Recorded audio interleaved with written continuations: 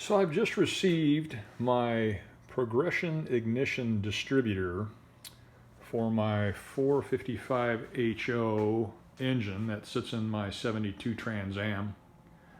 And I'm going to do a video to try to help anybody interested in this distributor get some ideas of what to expect.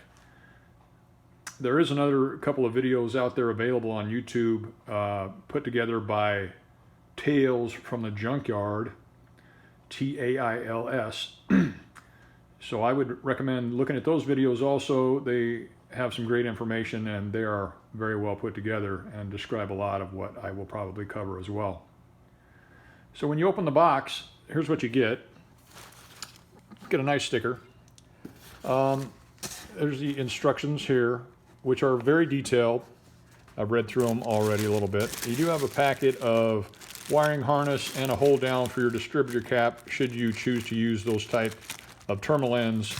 I'm actually using terminal ends that don't have the hold down knobs on them, so I won't need that.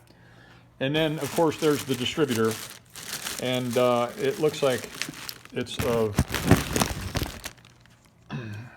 very good quality. It looks great. Has the harness already attached.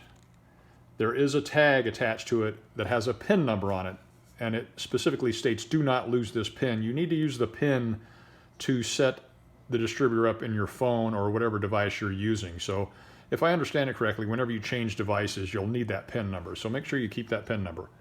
And that's basically it. I opted to go with the small head distributor, the small cap, which is more of a stock setup as opposed to a HEI cap, which they do offer as well. Personally, I'm going to use this cap, and I purchased a Flamethrower 2 coil from Pertronics. Puts out 45,000 volts. The Flamethrower 1, or just plain Flamethrower, I believe puts out 40,000, which would probably be adequate, but I just opted to go with the higher output coil, and that's oil inside there.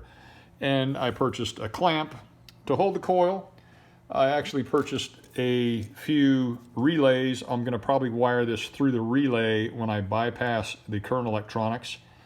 I bought a kit from Taylor Wiring to modify my cables, and these are actually single crimp, which let me get them undone. I wish kind of prefer a double crimp, but I ended up with single, not knowing what I was ordering apparently.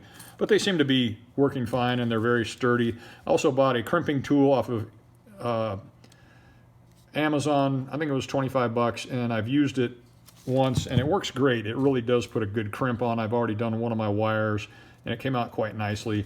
I will note that pulling the wire through the boot is a little bit challenging. I used a little bit of dielectric grease to help slide it through there, and I would recommend not cutting your wires to length until you have the wire through the boot, and then coming back and cutting it off appropriately once you're done pulling it through. You don't want to cut it to length and then have to force your connecting end back through the boot and perhaps damage it. So leave it long, cut the existing end off, run the wire through there. I used a pair of needle nose pliers to get down through there and pull it through with the dielectric grease, and it seemed to work fine. Here's my original setup. It's still all put together. My coil basically sits back there on the firewall. That's where I'll replace the coil with my new one from Pertronics, the Flamethrower 2. You do have to bypass your circuitry that comes from your ignition switch to the current coil. It's a resistor type that's wired in there purposely, and you have to get around that resistor wiring. So you need 12 volts going to your coil consistently, as opposed to the lower voltage that the resistor wiring that comes stock in this car provides. And I guess the lower voltage to the coil is to protect the point setup.